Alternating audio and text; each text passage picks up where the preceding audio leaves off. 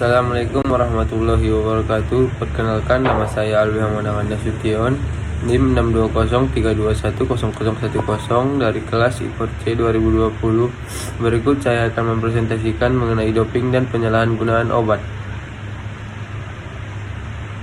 Doping dan penyalahgunaan obat. Doping merupakan istilah yang digunakan untuk menyebutkan jenis zat terlarang yang tidak boleh digunakan atlet. Pasalnya, penggunaan obat doping melanggar etika sportivitas dalam olahraga sebab doping dapat meningkatkan performa atlet secara instan. Doping kan digunakan untuk meningkatkan pertumbuhan otot, produksi darah, daya tahan tubuh, penyebaran oksigen, dan ketebalan terhadap rasa nyeri atau sakit. Pasalnya, doping ini menggunakan rekayasa genetika yang diinjeksikan ke dalam tubuh seorang untuk kepentingan tadi. Penyalahgunaan obat. Penyalahgunaan obat adalah suatu penggunaan obat yang dapat menimbulkan keadaan yang tak terkuasai oleh individu dan dilakukan di luar pengawasan medis, atau yang dapat menimbulkan keadaan yang membahayakan atau mengancam masyarakat. Penggunaan obat psikoaktif yang berlebihan seperti alkohol, obat pereda nyeri, atau obat-obatan ilegal. Hal ini dapat membahayakan fisik, sosial, atau emosional. Apa bahaya doping?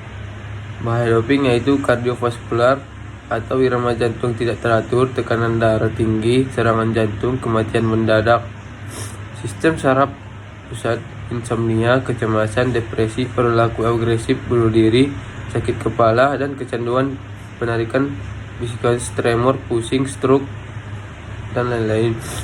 Pernapasan, mimisan, sinusitis, dan doping di kalangan remaja juga dapat memperlambat atau mengurangi pertumbuhan tubuh.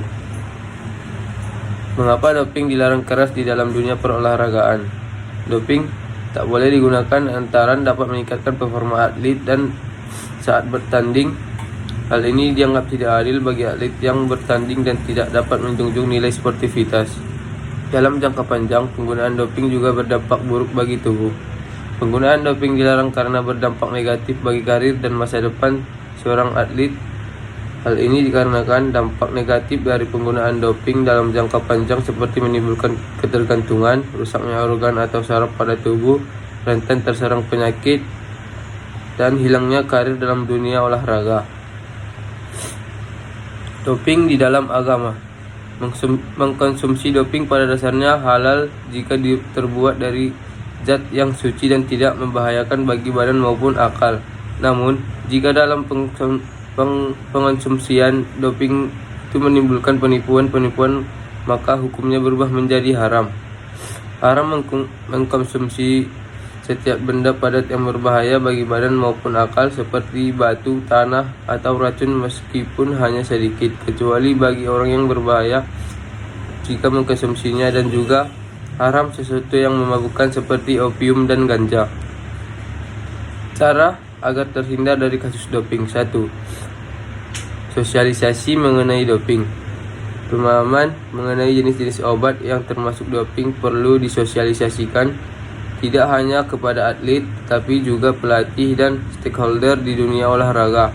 Selain bahaya menggunakan doping, sosialisasi mengenai jenis-jenis doping dan unsur yang termasuk ke dalam doping perlu dilakukan. 2. Pemeriksaan anti-doping atlet. Sebaiknya menjalani pemeriksaan anti-doping secara berkala.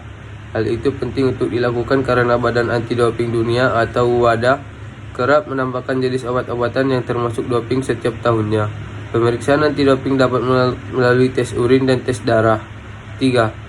Tidak mengkonsumsi sembarang obat. Pada setiap ajang internasional, para atlet diminta tidak mengkonsumsi jenis obat-obatan selain yang dianjurkan oleh tim medis. Kecerobohan ini pernah menerima pejudo Uzbekistan, yaitu Shokir Muminov. Pada ajang Asian Games ke-16, Muminov terbukti mengkonsumsi doping jenis metitasenaimin. Sekian presentasi dari saya. Apabila ada kesalahan, saya minta maaf. Assalamualaikum warahmatullahi wabarakatuh.